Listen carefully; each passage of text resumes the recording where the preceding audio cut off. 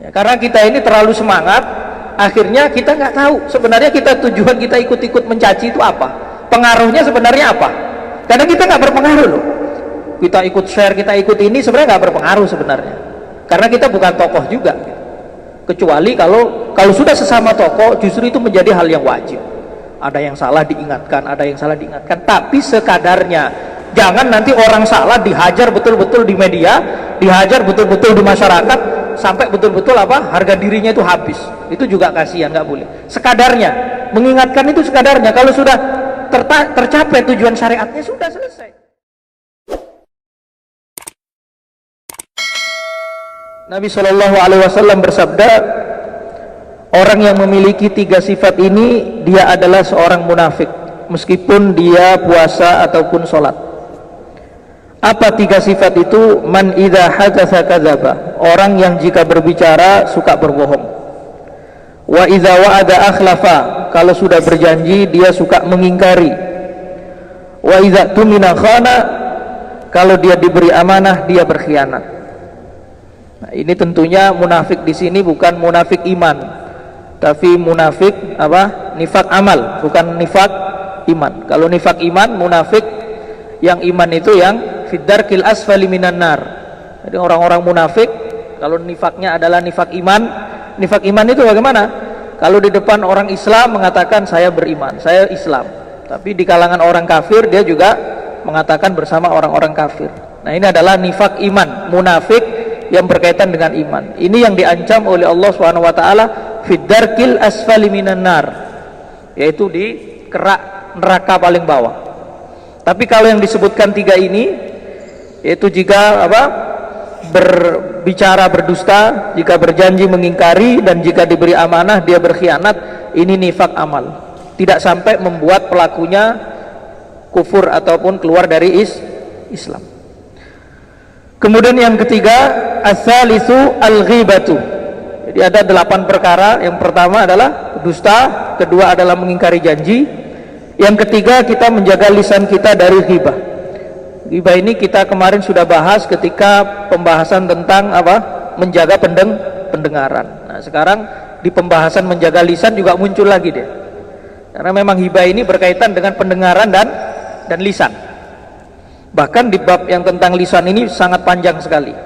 Kalau di pendengaran kemarin paling cuma 1 halaman, ini beberapa halaman tentang ghibah saja. As-salisu, yang ketiga, al-ghibah, ghibah, fahfad lisanaka anha, maka jagalah lisanmu dari berbuat ghibah. Wal ghibatu asyaddu min 30 zaniyah, ghibah itu dosanya lebih berat daripada 30 perzinahan. Masya Allah ya. Jadi zina sendiri itu sudah berat ya hukumannya. Ini ghibah ini lebih itu berarti bukan 30, bisa 31, 32, 34 dan seterusnya, namanya lebih ya. Bisa lebihnya itu bisa 2 kali lipat, bisa nggak terbatas, nggak dijelaskan. Yang penting ghibah itu adalah dosanya lebih berat daripada 30 perzinahan fil Islam, di dalam Islam. Kadzalika warada fil khabar, demikianlah yang datang dari khabar, dari sabda Rasulullah sallallahu alaihi wasallam. Wa ma'nal ghibah, makna ghibah itu apa? Antal qura insanan bima yakrahuhu law sami'ahu fa anta mughtabun zalimun wa in kunta shadiqan. Ghibah itu artinya adalah kamu membicarakan keburukan orang lain. Kalau orang itu mendengar hal itu, dia akan nggak suka dia. Nah, itu adalah ghibah. Wa in kunta shadiqan, meskipun itu benar. Ya, meskipun itu benar. Misalkan kita membicarakan orang yang nggak dia suka, misalkan orang banyak utang misalkan, ya, orang banyak utang. Kita omongkan, si fulan itu utangnya banyak itu, belum terbayar itu. Nah, kalau seandainya orang ini mendengar dia nggak suka, maka itu lagi ghibah, walaupun itu sesuai fakta. Nah, kalau tidak sesuai fakta namanya buhtan. Ya, kalau tidak sesuai fakta namanya buhtan, artinya apa? Fitnah, tuduhan. Kalau sesuai fakta itu namanya ghibah. Fa anta zalimun, kalau begitu kamu zalim. Wa iyyaka wa ghibatul qurra, Wa iyyaka wa ghibatul qurra'i wa al-mura'in wa huwa an tufhimal maqsud min ghairi tasrih fatakul aslahahu Allahu faqad sa'ani wa ghammani ma jara alaihi fanas'alullaha ta'ala ay yuslihana wa iyyahu. Jadi ada juga ghibah itu yang sifatnya itu dibalut dengan doa, seakan-akan baik tapi sebenarnya itu ghibah. Misalkan di sini disebutkan apa? Dia tidak menyebutkan nama seseorang tertentu, tapi dia mengatakan ya si fulan itu ya semoga kita doakan saja, semoga dia itu begini-begini, semoga dikasih hidayah atau semoga diperbaiki oleh Allah Subhanahu wa taala. Kalau orang yang kita ajak bicara itu atau orang yang kita ajak bicara itu paham si fulan yang kita maksud itu ghibah. Kalau paham maksud kita nggak nyebutkan nama, tapi nyindir-nyindir saja. Kalau dia paham yang kita ajak bicara bahwasanya yang kita maksud adalah si fulan, maka itu ghibah. Karena kalau niat mendoakan orang nggak perlu diceritakan ke orang, doakan saja di tengah malam ketika habis tahajud, setelah habis sholat, kalau memang betul-betul sengaja ingin mendoakan orang tersebut, bukan di depan orang, bukan dijadikan bahan perbincangan. Jadi ini kata Imam Ghazali apa? Hadza jama'a baina khabithaini. Ini mengumpul orang yang seperti ini seakan-akan mendoakan tapi sebenarnya ghibah. Itu dia mengumpulkan dua hal yang buruk. Ahaduhuma al-ghibah idza hasala bihi tafahum. Yang pertama adalah ghibah kalau yang diajak bicara itu paham maksudnya. Maksud bahwa omongannya itu untuk fulan. Yang kedua, keburukan yang kedua adalah tazkiyatun nafas wasana 'alaiha bitaharrut wassalah. Ya, in kana bitaharrut wassalah. Jadi yang kedua adalah apa? Tazkiyatun nafas. Seakan-akan dirinya ini baik. Seakan-akan menunjukkan ke orang lain dirinya ini baik, ingin mendoakan dan lain sebagainya. Nah, ini adalah kadang tergelincirnya kita di sana. Banyak hal yang kita tidak tergelincir di kemaksiatan yang betul-betul jelas, tapi kadang kita ini tergelincir di kemaksiatan yang samar-samar. Ini memang tergantung makomnya. Ada setan itu mengganggu manusia ini dengan kemaksiatan yang terang-terangan, meninggalkan sholat, minum air keras misalkan, ya kan, air keras ya, arak ya, atau berzina dan lain sebagainya, terang-terangan dia tergelincir di situ. Ada orang yang digoda setan untuk hal-hal yang seperti itu nggak tergelincir, dia nggak mau melakukan perzinahan, tidak mau melakukan pembunuhan, tidak mau melakukan pencurian, perampokan, nggak mau. Tapi digoda oleh setan dia hal-hal yang lebih kecil, yang lebih halus, ya. Bahkan mungkin orang ini tidak ghibah, tapi akhirnya muncul ujub. Itu juga bagian dari godaan setan. Ujub ini berat juga. Ujub ini adalah berbangga diri.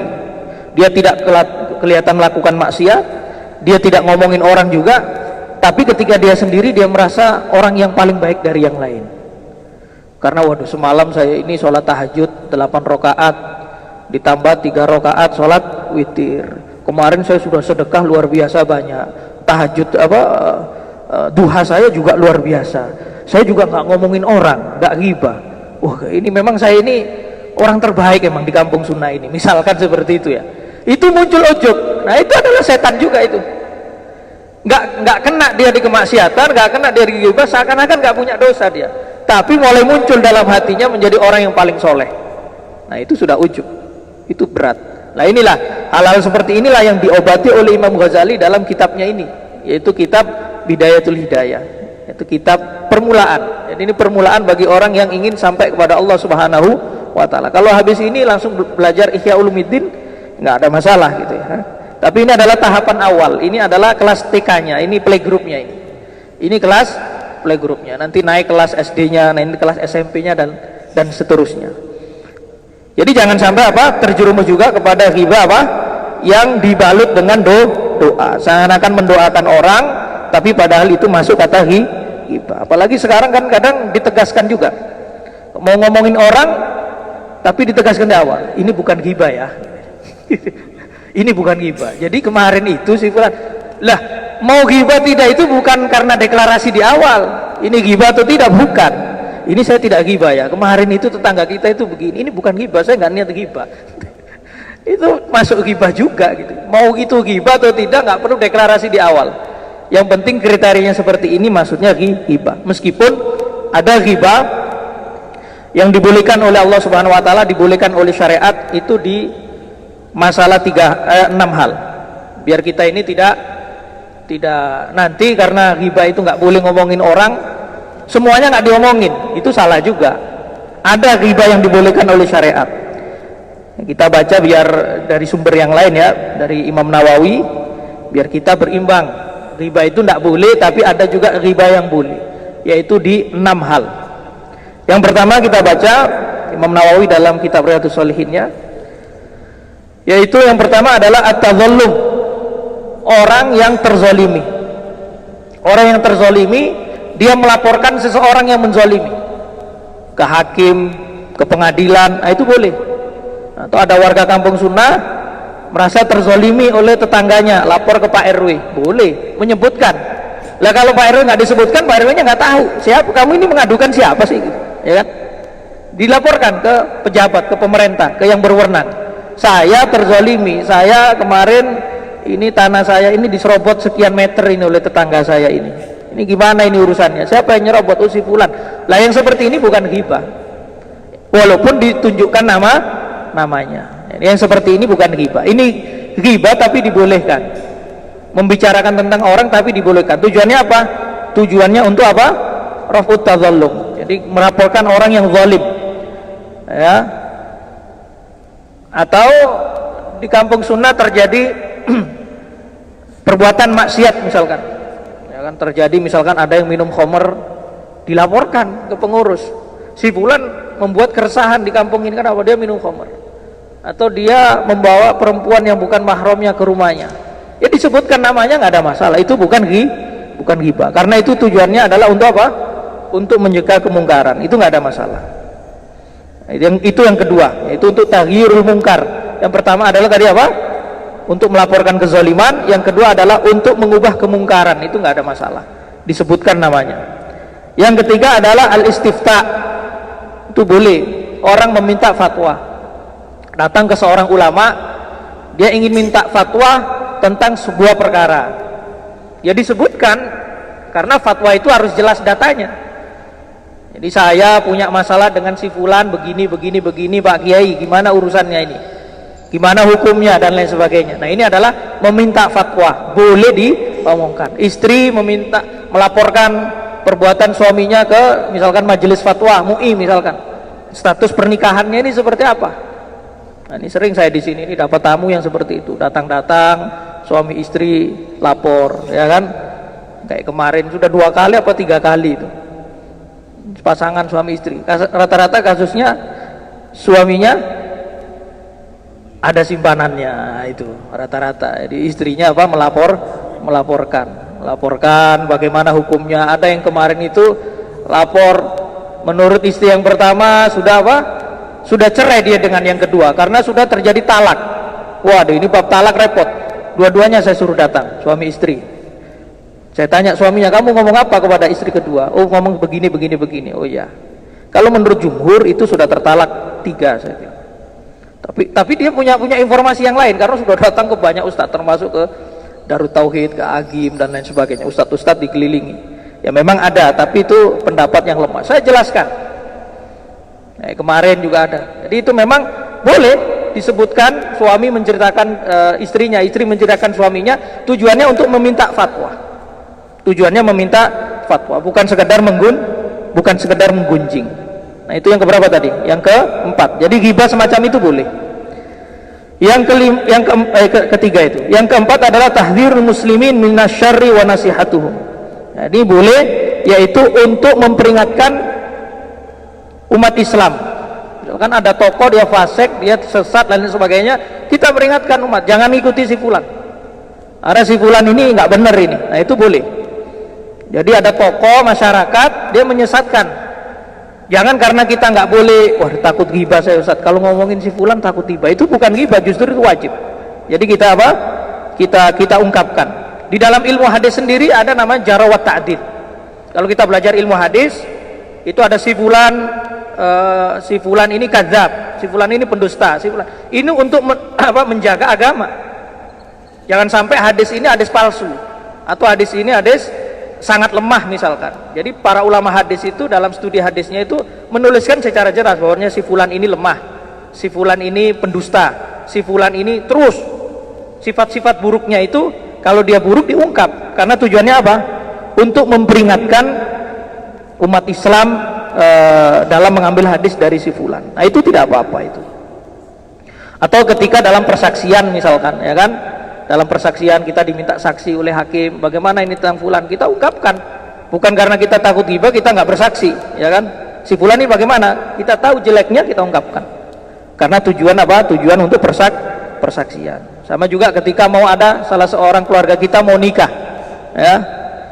Salah seorang keluarga kita mau nikah, laki-lakinya ini bagaimana? Kita tahu laki-laki ini biasanya ke diskotik misalkan, atau biasanya minuman keras dan sebagainya. Kita omongkan, oh jangan sama si fulan. Kenapa? Saya tahu si fulan itu begini. Itu nggak apa-apa. Agar apa? Agar tidak terjadi pernikahan tadi itu nanti kasihan perempuannya. Persaksian itu tidak ada masalah, tidak termasuk ghibah, atau kalaupun masuk ghibah yang dibolehkan. Itu yang keempat. Yang kelima adalah ayyakuna mujahiran bi fiskihi aw bid'atihi kal mujahir bi syurbil khamr fayajuzu dzikruhu bima yujahiruhu wa yahrumu dzikruhu bi ghairihi minal uyub. Jadi ada orang kita ingin memberikan masyarakat mirip dengan yang di atas. Dia ini al-mujahir bil fisq, al-mujahir bil dzunub. Orang yang mujahir dengan maasi, al-mujahir bil maasi itu tidak atau sulit diampuni oleh Allah Subhanahu wa taala. Orang maksiat dicerita-ceritakan. Itu mujahir namanya. Pagi-pagi dia cerita ke temannya, Masya Allah semalam saya itu ke diskotik, saya ketemu perempuan, saya minum khamr. Sudahlah, kemaksiatan itu dicerita-ceritakan ke orang lain. Itu namanya mujahir.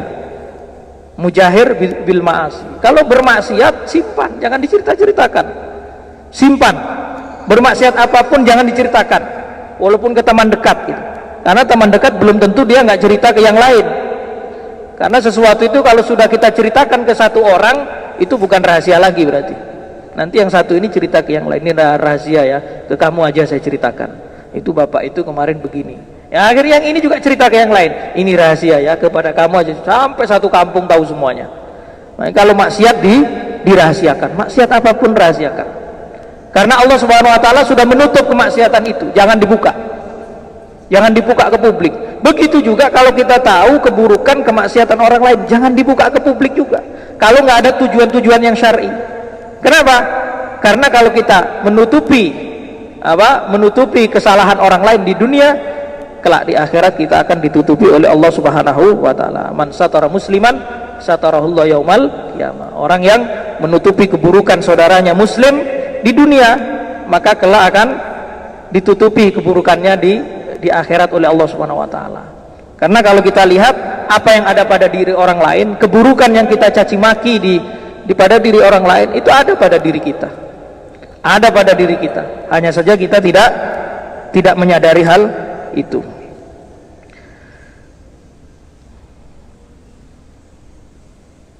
Mana tadi? In kana maqsuduka min qaulika aslahullahu ta'ala ad-du'a fad'u lahu fi sirri wa in tamamta bisababihi fa alamatuhu annaka la turidu fatihatahu. Jadi kalau kita tadi yang doa tadi, yang mendoakan ghibah tadi itu, kalau benar-benar maksud kita itu adalah untuk mendoakan saudara kita, maka tidak perlu didoakan di depan orang. Yang tadi itu, ya kita doakan ya kawan kita itu begini, ya semoga, itu ghibah juga. Kalau niat ingin mendoakan di sirri, di dalam kesendirian, bukan di depan orang. Ya, fa'alamatuhu annaka la turidu fatihatahu, yaitu tanda bahwasannya itu bukan ghibah, doa kita itu bukan ghibah. Tandanya adalah kita tidak ingin mempermalukan orang itu di hadapan orang lain. Nah, kalau kita punya niat ingin mempermalukan orang lain, membuka aib orang lain di depan orang lain, maka itu adalah ghibah. Wa yakfika zajiran 'anil ghibah qauluhu ta'ala wa la yaktab ba'dukum ba'dha ayuhibbu ahadukum ayyakula lahma akhihi maitan fakarihtumuh. Cukuplah kamu untuk tidak berbuat ghibah itu firman Allah Subhanahu wa taala, wa la yaktab ba'dukum ba'dha, janganlah di antara kalian saling menghibah. Ayuhibbu ahadukum ayyakula lahma akhihi maitan fakarihtumuh, apakah kalian ingin memakan daging saudaramu dalam keadaan bangkai ya. Kita tidak mungkin ya, jangankan bangkai manusia, bangkai hewan, bangkai ayam, kecuali bangkai ikan gurami ya kita mau ya. Bangkai ayam, bangkai kambing, bangkai sapi, bangkai unta kita tidak mau, jijik kita ya. Jadi seperti itulah orang yang ghibah, yaitu seakan-akan memakan daging saudaranya dalam keadaan bangkai. Ini sangat luar biasa sekali. Fama ajdaraka an tahtariza minha wa yamna'uka an ghibatil muslimin amrun law tafakkarta fihi wa huwa an tanzur fi nafsika hal fika aibun zahir aw batin wa hal anta muqarifu ma'siyatin sirran aw jahran.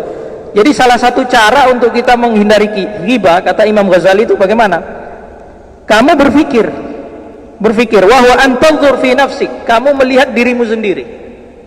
Jadi sebelum kita melihat kelemahan, keburukan orang lain, coba lihat diri sendiri ya. Antanzur fi nafsik, kamu lihat dirimu, hal fika aibun zahir au batin, apakah dirimu sendiri itu memiliki aib yang zahir atau yang batin, yang zahir atau yang batin. Aib itu apa? Aib zahir ya tentu saja aib kekurangan-kekurangan secara fisik zahir ya, atau perbuatan-perbuatan yang tampak, kelihatan banyak maksiat ya kan ya, sholat masih bolong-bolong ya kan, sedekah masih kurang, itu adalah aib-aib zahir. Atau aib batin, kita memiliki hati kita masih kotor, ada hasud, ada dengki, ada dendam ya, ada iri, ada apalagi ada ujub. Nah itu adalah aib-aib hati itu. Coba lihat masing-masing, apakah kita tidak memiliki aib zahir atau tidak memiliki aib batin. Wa hal anta muqarifu maksiatin, atau kamu melakukan kemaksiatan sirran au jahran, baik ketika sendiri ataupun secara terang-terangan. Itu aja yang kita pikirkan. Kita mau menjelekkan orang lain, kira-kira kita ini maksiat nggak ini kalau sendirian, nggak kelihatan orang, kita ini maksiat nggak? Atau terang-terangan kita ini ahli maksiat nggak? Kalau kita masih posisi seperti itu, fa idza arafta dzalik min nafsik, kalau kamu tahu hal itu pada dirimu, fa'alam anna ajzahu anit tanazzuh amma nasabtahu ilaihi ka ajzika wa uzruhu ka uzrik. Ketahuilah bahwasanya saudaramu yang muslim itu tidak mampu berbuat atau tidak mampu, lemah dari perbuatan maksiat itu seperti kamu juga lemah dari perbuatan maksiat. Jadi kalau orang lain melakukan kesalahan karena ketidakmampuan dia, itu sudah sama, kamu pun tidak mampu juga, pasti melakukan kesalahan juga, sama, alasannya sama. Wa uzruhu ka uzrika, alasannya dia sama dengan alasanmu. Kalau kamu maksiat punya alasan, dia pun maksiat punya alasan yang sama. Kalau dia apa? Kalau dia punya kekurangan, sama, kamu pun punya kekurangan yang alasannya sama. Jadi setiap kita ini memiliki hal-hal yang sama. Kelemahan kita untuk mencegah dari maksiat, misalkan memang ada orang maksiatnya luar biasa banyak, tapi kita nggak pernah lepas dari maksiat. Artinya kita nggak bisa menjaga diri kita dari maksiat, punya alasan, karena kelemahan iman kita sama, dia juga imannya lemah, jadi alasannya sama. Jadi tidak perlu apa? Tidak perlu merendahkan orang lain. Wa kama takrahu an tufdaha wa tuzkar uyubuka fa huwa aidan yakrahuhu. Sebagaimana kamu kekuranganmu, kelemahanmu, kemaksiatanmu, aibmu nggak mau dibuka di depan publik, begitu juga saudaramu nggak mau juga kelemahan itu dibuka di depan publik. Kita kan kalau ada maksiat diomongin orang kan nggak enak, sama orang lain juga nggak enak kita omongin kemaksiatannya, kita omongin kekurangannya, kita omongin kekurangannya ya. Fa in satartahu satarallahu alaika uyubaka, kalau kamu menutupi aibnya, maka Allah kelak akan menutupi aibmu di akhirat. Wa in faddahtahu sallatallahu alaika alsinatan hidadan yumazzikuna ardaka fid dunya, atau irdaka fid dunya, thumma yufaddihuka Allahu fil akhirah ala ru'usil khalaiq yaumal qiyamah. Masyaallah. Tapi kalau kamu mempermalukan orang lain di hadapan publik, maka Allah akan menggerakkan banyak lisan yang akan mencabik-cabik kehormatanmu di dunia, dan kelak di akhirat kamu juga akan dipermalukan di hadapan para makhluk. Jadi balasannya lebih ngeri juga ya. Kalau kita suka mempermalukan orang, Allah akan mempermalukan kita di dunia dan juga di akhirat. Jadi Allah akan menggerakkan lisan-lisan yang lain.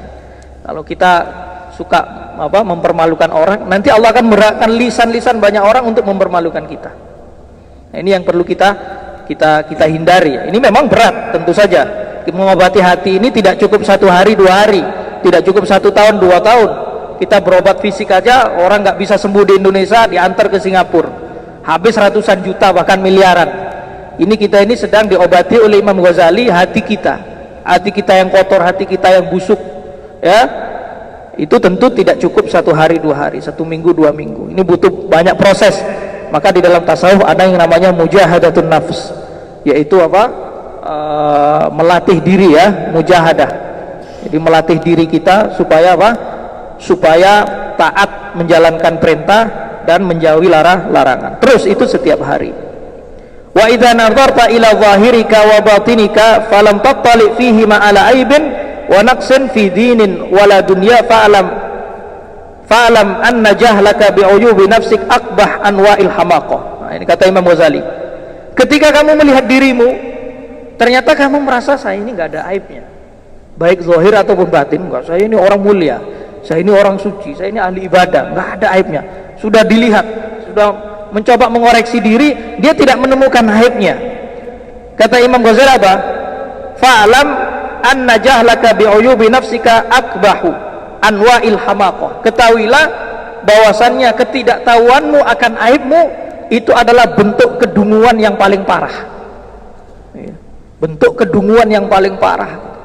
Sudah melihat dirinya, ya kan, enggak, saya ini baik-baik saja, saya ini semuanya sudah saya lakukan, kewajiban saya lakukan, kesunahan sudah saya lakukan. Kita nggak tahu diri kita ini ternyata ada aib. Kata Imam Ghazali apa? Fa'lam anna jahlaka bi'uyubi nafsik. Ketahuilah, kata Imam Ghazali, sesungguhnya ketidaktahuanmu akan aib dirimu sendiri akbahu anwa'il hamaqah, adalah bentuk kedunguan yang paling buruk.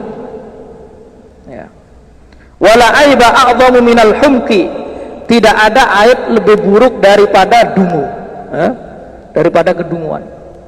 Nah, jadi kedunguan kita itu sudah aib terbesar kita itu.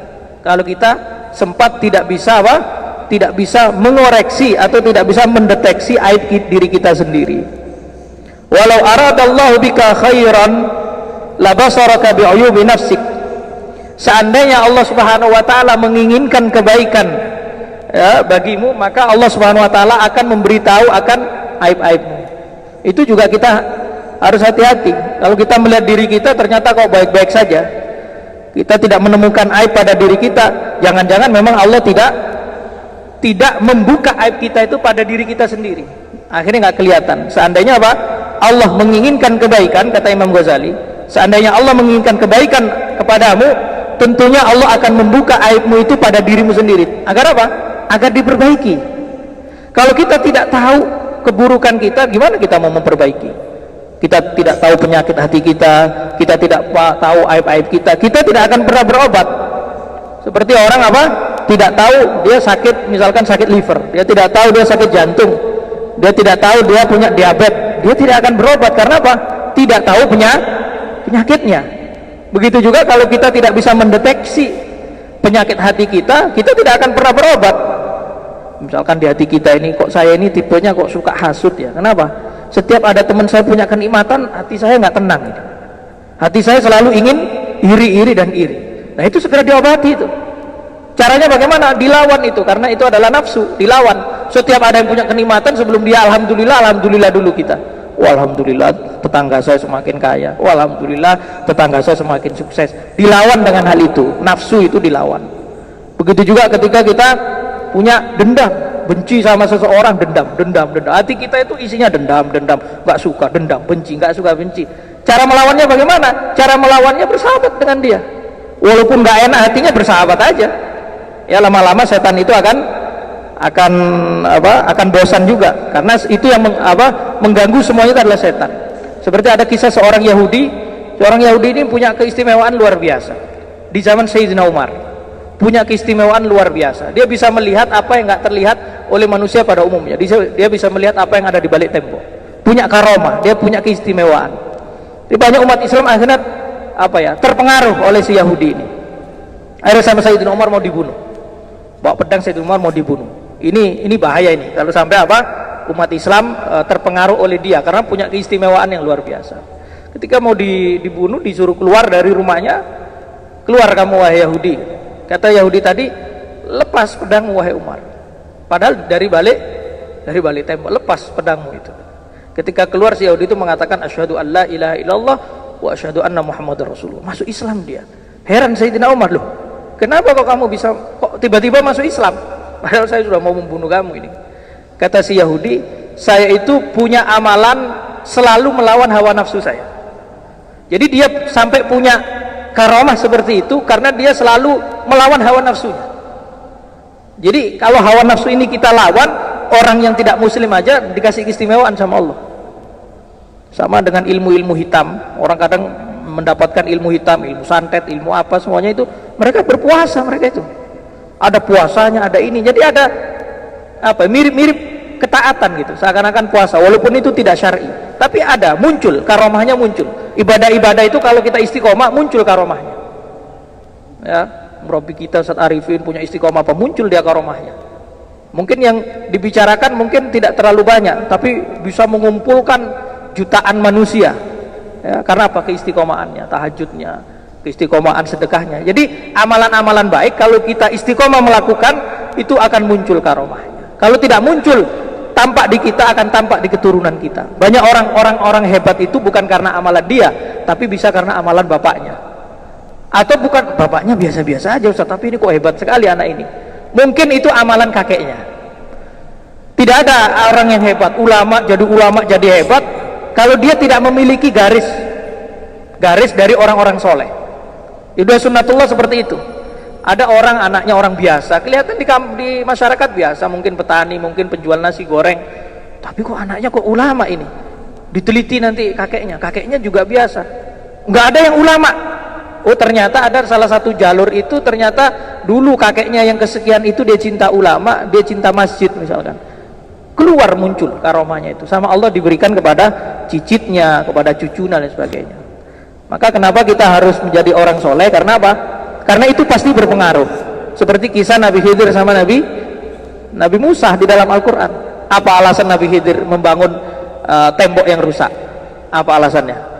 Ya kan begitu ceritanya. Ada tembok rusak dibangun. Kata Nabi Musa, kalau kamu minta balasan atau minta ujroh, minta bayaran, kamu pasti dikasih. Karena dia datang ke kampung Nabi Musa, Nabi Khidir, minta diafa, minta makanan, nggak dikasih sama orang kampungnya, pelit semuanya. Ada di situ tembok, akhirnya dibangun sama Nabi Khidir. Bingung lagi Nabi Musa, ini apa lagi nih Nabi Khidir ini kok bangun. Kata Nabi Khidir apa? Di sana itu ada peninggalan di sana. Ada peninggalan untuk dua anak yatim, ya, untuk anak yatim dan ayahnya, wa kana abuhuma sholihah. Ya, dulu orang tuanya dua anak yatim ini soleh. Gitu.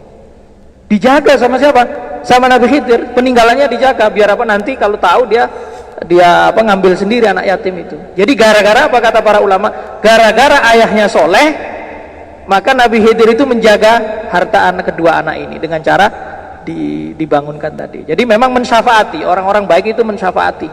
Kalau kita baik dengan tetangga kita, baik dengan masyarakat kita, pasti orang-orang itu akan baik juga dengan keturunan kita. Begitu juga dengan Allah. Kalau kita itu baik, anak kita nggak jadi, biasa-biasa aja, mungkin barangkali cucu kita nanti yang jadi. Mungkin barangkali generasi yang keberapa baru jadi. Itu pasti itu pasti. Ya. Jadi kalau kita tidak tahu aib kita itu bahaya. Jadi kita koreksi diri kita masing-masing.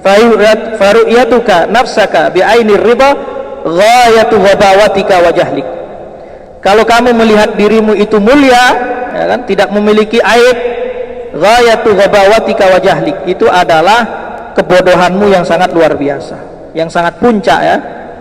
Summa in kunta shadiqan fi dhannika fashkurillah ta'ala alaihi wa la tufsiduhu bisulbin nas wa tamatmud bi a'radihim fa inna dzalika min a'zamil uyub.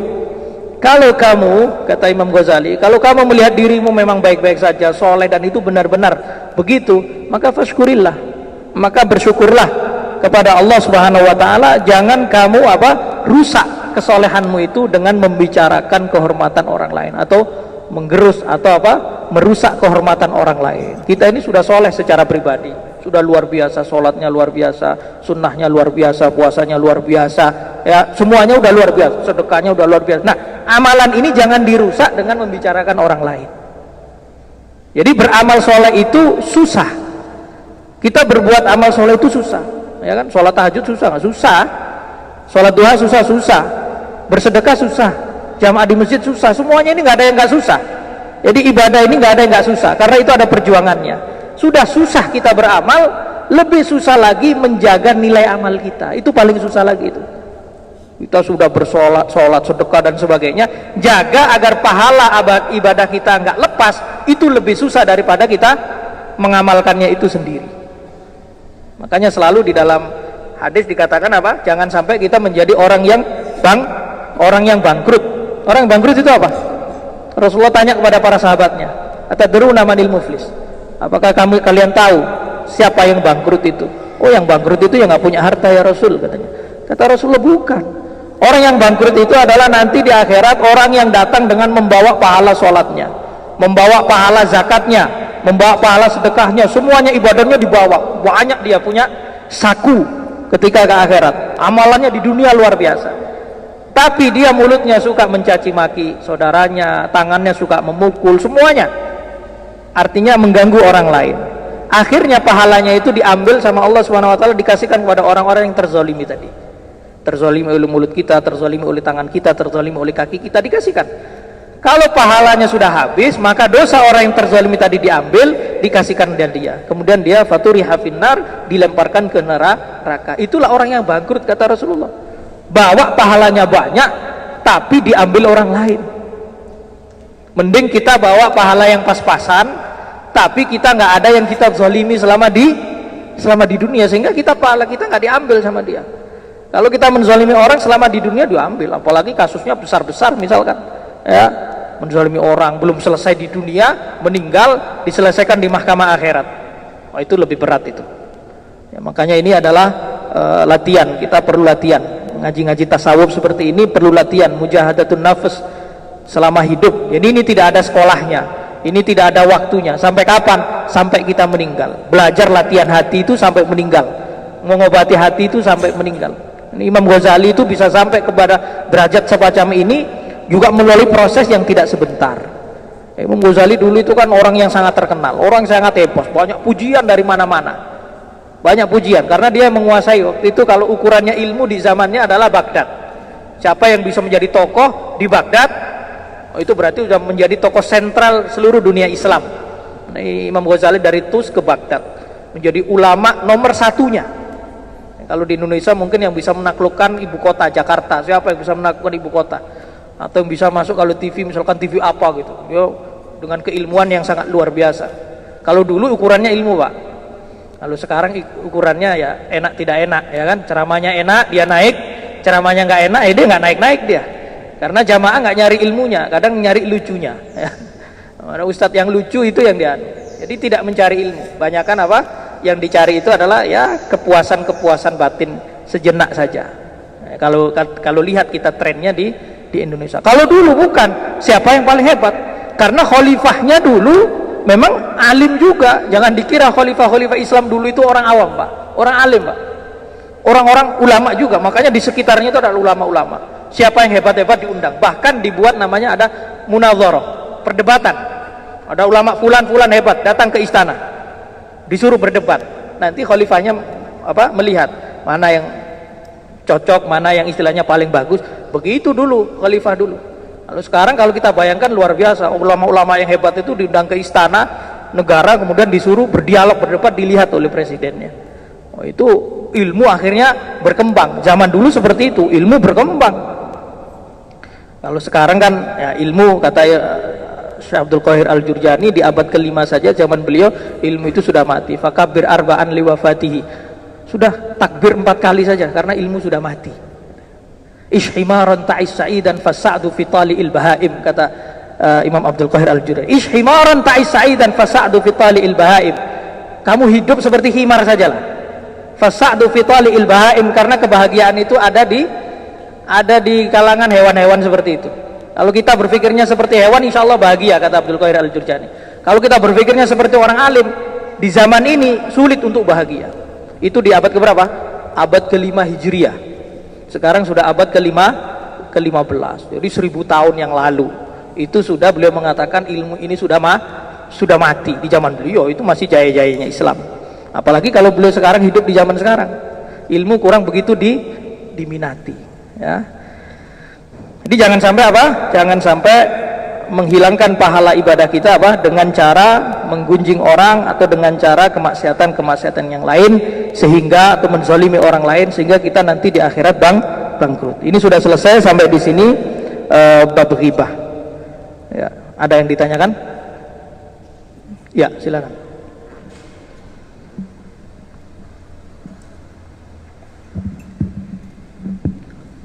Assalamualaikum warahmatullahi wabarakatuh. Saat berbicara ghibah itu, saya tadi ngeri juga ya. Ghibah itu lebih besar dosanya daripada 30 berzina. Padahal sebetulnya ghibah itu kalau dalam kehidupan keseharian, apalagi kalau kita sudah kumpul 2 orang 3 orang, itu menjadi kayaknya tidak seru kalau tidak berghibah itu. Makanya itu subhanallah ngeri banget. Nah, Ustaz, tentunya kalau kita berghibah misalnya tentang Fir'aun, tentang Abu Lahab, tentang Qarun, berarti itu tidak termasuk berghibah berarti Ustaz ya.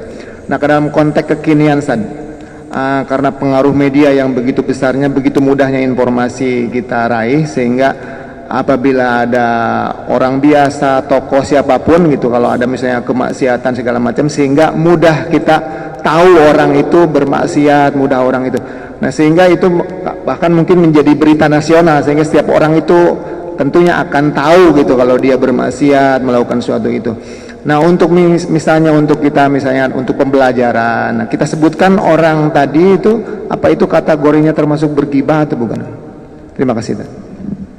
Jadi tergantung tujuan tadi. Jadi ghibah 6 yang dibolehkan tadi itu apa? Tujuannya adalah tujuan syar'i. Supaya memang salah satunya memperingatkan tokoh yang memang menyimpang agar tidak diikuti. Hanya saja itu juga perlu hati-hati. Kalau sudah ada yang mengingatkan, nggak usah terlalu banyak diulang-ulang. Banyak kadang kita ini sebagai orang awam juga, ada seorang ulama atau tokoh, dia salah, entah itu salah pikirannya, entah salah apa, kita caci maki. Padahal kata para ulama, kalau air itu sudah sampai 2 kolah, itu tidak akan terkena najis. Najis yang sedikit itu tidak akan terkena. Itu sering terjadi, sering saya lihat di masyarakat kita. Melihat ulama, dia itu alim, dia kiai, dia berperannya untuk umat ini sudah banyak. Sempat tersandung dia dalam 1 kasus 2 kasus, itu caciannya umat kita ini luar biasa. Wah, itu adalah ulama yang sesat, ulama yang ini. Lupa bahwasanya dia punya karya-karya yang lain untuk kemaslahatan Islam itu sendiri. Padahal kalau sudah idza balaghal ma'u kullataini lam yunajjisuhu syai'. Kalau sudah air itu sampai 2 kolah itu, ya salah-salah sedikit itu tidak akan, atau najis-najis yang sedikit itu tidak akan mengubah hal itu. Biarkan yang mengingatkan antar ulama saja. Ya, karena kita ini terlalu semangat, akhirnya kita nggak tahu sebenarnya tujuan kita ikut-ikut mencaci itu apa, pengaruhnya sebenarnya apa. Karena kita nggak berpengaruh loh. Kita ikut share, kita ikut ini sebenarnya nggak berpengaruh sebenarnya. Karena kita bukan tokoh juga. Kecuali kalau sudah sesama tokoh, justru itu menjadi hal yang wajib. Ada yang salah diingatkan, ada yang salah diingatkan, tapi sekadarnya. Jangan nanti orang salah dihajar betul-betul di media, dihajar betul-betul di masyarakat, sampai betul-betul harga dirinya itu habis. Itu juga kasihan, nggak boleh. Sekadarnya, mengingatkan itu sekadarnya. Kalau sudah tercapai tujuan syariatnya, sudah selesai. Tidak usah sampai karena kita dendam pribadi atau apa nggak suka dengan itu, ya itulah repotnya. Kita itu kadang ada unsur nggak sukanya. Ketika menjelek-jelekan orang itu, akhirnya ditambah-tambahin karena ada unsur nggak sukanya. Buktinya apa? Buktinya kita ini banyak mendapatkan kesalahan atau mungkin keburukan orang yang kita suka, kita diem, ya kan? Karena kita suka sama dia, kita tahu aibnya dia, kita tahu kekurangan dia, tapi karena kita suka dia, kita nggak pernah membicarakan dia. Tapi karena kita nggak suka sama seseorang, mungkin kita suka sama dia, dia suka ngasih kita uang, ya kan? Atau dia mungkin baik sama kita atau apa, tahu kita aibnya dia, aibnya sama dengan orang yang kita caci maki. Tapi yang ini kita ungkap, yang ini nggak kita ungkap. Karena yang ini suka baik sama kita, yang ini memang kita nggak suka, kita ungkap, bahkan kita tambah-tambahin. Aibnya itu 4, kita tambah-tambah jadi 5, jadi 6, jadi 10. Nah, itu nggak boleh. Jadi kita itu yang nggak masuk ghibah itu punya gharad syar'i, punya tujuan syar'i, meluruskan kemungkaran, ya kan? Ya misalkan tadi itu, misalkan ada orang tokoh nih kemaksiatan gini, ada orang yang mau ngikutin dia, oh jangan, itu orangnya seperti ini. Nah, itu kita cegah. Tujuannya adalah untuk mencegah ini. Tidak lebih dari itu. Bahkan tadi dikatakan oleh Imam Nawawi kalau tidak salah, kalau memperingatkan menggibah yang boleh tadi itu harus di bagian sifat buruknya itu saja, nggak boleh ditambahin sifat yang lain. Misalkan kita ingin memperingatkan orang karena dia ini ahli maksiat dalam urusan, misalkan suka minum khamr, ya sudah, kita peringatkan saja, ini nggak bagus, dia suka khamr aja. Memang orang ini punya banyak kelemahan yang lain, tapi nggak perlu dijerentehkan ke yang lain. Cukup satu kejelekan sudah bisa dianggap itu sudah mencegah kemungkaran, selesai. Nggak perlu semakin dijelek-jelekkan, nggak perlu. Cukup satu dua masalah saja, misalkan sekiranya hal itu cukup untuk mencegah kemungkaran itu sudah cukup. Jadi jangan dijadikan talazut ya. Talazut itu hobi gitu. Jadi kalau sudah ngomongin orang itu lega gitu hati gitu. Jadi kalau sehari itu tidak ngomongin orang itu kayaknya ada yang kurang gitu. Atau karena kita nggak suka orang itu setiap hari kita ngomongin dia.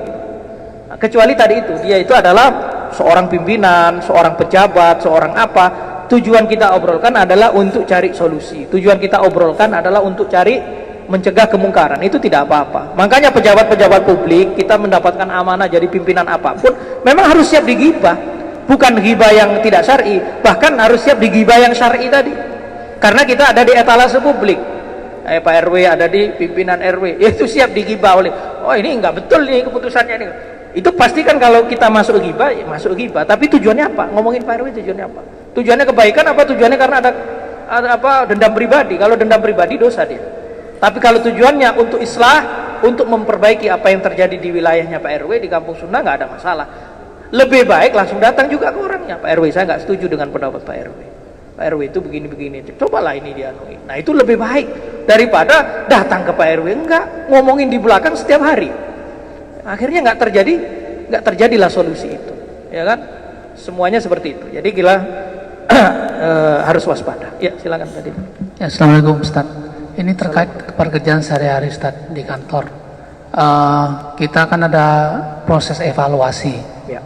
Pasti kelemahan-kelemahan orang itu artinya ada kelebihan dan kekurangan. Dia malas, dia nggak produktif, dia nggak tegas, dan itu menjadi perbincangan di antara keren-keren lain. Itu gimana Ustaz? Itu gibah bukan ya? Membicarakan kekurangan orang, jangan pakai dia lagi, dia nggak bagus, dia nggak manah gitu. Terus gimana ya Ustaz?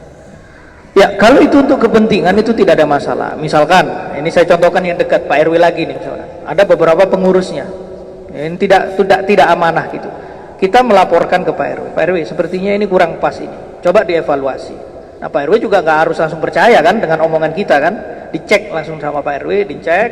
Tujuannya sampai di sana. Yang tidak boleh itu adalah kita mengobrolkan yang nggak jelas itu di luar itu.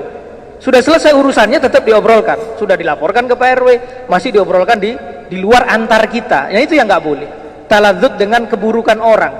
Kita itu enak sekali ngomongin keburukan orang, tapi tujuannya nggak jelas. Tapi kalau tujuannya tadi kan jelas, misalkan laporan ke pimpinan, ini kayak gini, ini kurang ini. Ya udah biar pimpinan. Setelah itu udah selesai. Gak usah ngomong lagi. Gak usah terlalu banyak ngomong. Karena apa? Yang kita ajak ngomong bukan pemilik kebijakan kan? Teman-teman sendiri misalkan. Nah itu yang nggak boleh. Tapi kalau kita ngobrolkan ke yang memang punya kebijakan, punya kewenangan, itu tidak apa-apa. Tujuannya tadi adalah untuk apa? Tujuan syar'i, yaitu memperbaiki lembaga kan tadi seperti itu. Tapi kalau tujuannya sekedar ngobrol-ngobrol saja, bukan mengarah kepada solusi, hanya sekedar membicarakan, itu yang nggak boleh. Itu yang masuk ghibah itu. Jadi kalau ada yang seperti itu, ya sudah, laporkan ke bagian tertentu, ke HRD-nya misalkan, atau langsung ke pimpinannya, laporkan si fulan, biar pimpinannya. Setelah itu, kewajiban kita nahi mungkar sudah selesai. Jadi kita itu dalam nahi mungkar itu tidak harus berhasil, tidak harus. Nahi mungkar itu tidak harus berhasil di tangan kita, tidak harus. Yang penting kita sampaikan. Makanya nahi mungkar itu ada dengan tangan, ada dengan lisan, ada dengan hati. Tadi itu kita laporkan kepada yang berwenang. Yang berwenang mau mengeksekusi atau tidak nggak ada urusan sudah. Urusan dia, tanggung jawabnya sudah kembali ke dia. Tadi itu kalau tahu temannya seperti itu, laporkan ke bagian yang berwenang. Itu bagian dari syahadah, boleh. kesaksian. Coba, nggak dengar.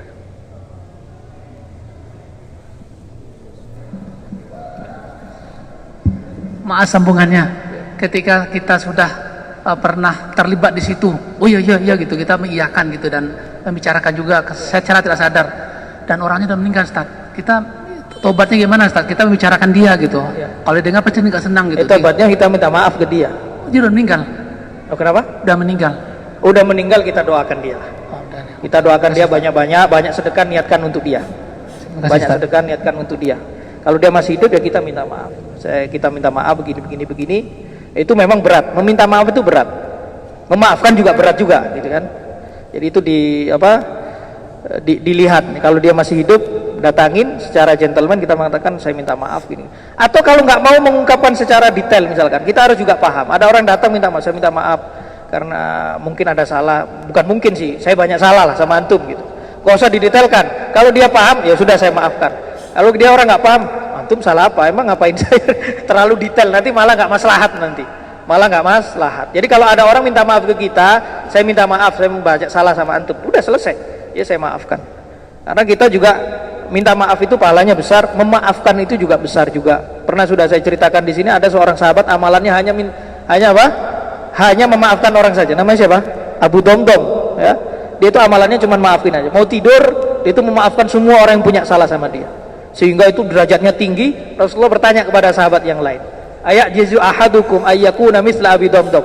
Apakah kalian nggak bisa menjadi seperti Abu Domdom? Para sahabat bingung. Abu Domdom amalannya apa kok kami nggak bisa? Ternyata Abu Domdom punya amalan apa? Setiap mau tidur dia itu memaafkan semua kesalahan sahabat-sahabatnya. Pokoknya yang salah sama dia dimaafkan. Itu amalan dia. Itu amalan luar biasa. Jadilah kita orang yang pemaaf. Mau tidur maafkan semuanya. Nggak perlu orang lain minta maaf, kita maafkan sudah. Itu pahalanya besar. Ya. Sudah? Baik. Kita doa. Bismillahirrahmanirrahim. Allahumma shalli ala sayyidina Muhammad wa ala ali sayyidina Muhammad walhamdulillahirabbil alamin. Hamdan yuafi ni'amahu wa yukafi mazidah. Ya Rabbana lakal hamdu kama yanbaghi li jalalikal karim wa 'azimi sultanik.